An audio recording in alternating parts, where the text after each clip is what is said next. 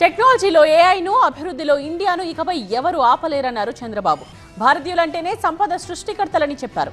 IIT Madras కాంక్లేవ్కు హాజరైన Andhra CM silicon valley తరహాలో ఏపీలో క్వాంటమ్ వ్యాలీని అభివృద్ధి చేయబోతున్నామన్నారు.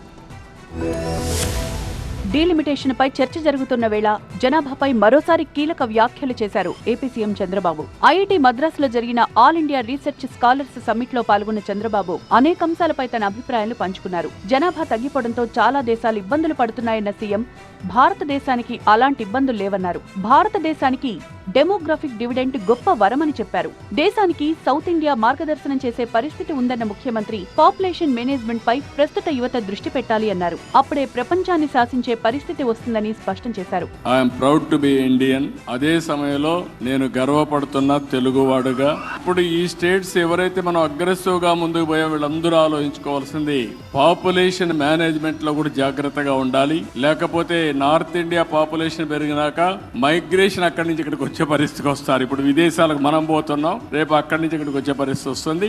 భారతీయులంటే సంపద సృష్టికర్తలని చెప్పారు చంద్రబాబు. సిలికాన్ వ్యాలీ తరహాలో ఏపీలో క్వాంటమ్ వ్యాలీని అభివృద్ధి చేయబోతున్నామన్నారు. భవిష్యత్తులో ఏపీ ప్రజల తలసరి ఆదాయం భారీగా పెరుగుతుందన్నారు. 1995లో తాను ఐటీ గురించి మాట్లాడారని, ఇప్పుడు ఏఐ గురించి చెప్తున్నారన్నారు. మారుతున్న టెక్నాలజీని యువత అడాప్ట్ చేసుకోవాలని పిలుపునిచ్చారు.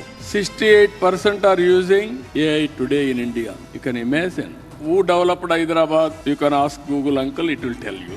ఐఐటి చెన్నైలో తెలుగు విద్యార్థుల జోష్ చూసి తెలుగులో మాట్లాడి వాళ్లను ఉత్తేజపరిచారు చంద్రబాబు. ఐఐటి మద్రాసులో దాదాపు 40% మంది తెలుగు విద్యార్థులే ఉండడం సంతోషంగా ఉందన్నారు. ఎంత ఎదిగినా తెలుగు గడ్డను, తెలుగుదేశాన్ని మర్చిపోవద్దన్నారు. పవన్ కళ్యాణ్, బాలయ్యల గురించి కూడా మాట్లాడారు చంద్రబాబు. ప్రభుత్వాలు అమలు చేస్తోన్న సంస్కరణలతో గత కొన్నేళ్లుగా భారత్ వృద్ధి రేటు ప్రపంచంలోనే అత్యధికంగా ఉంటోందన్నారు చంద్రబాబు.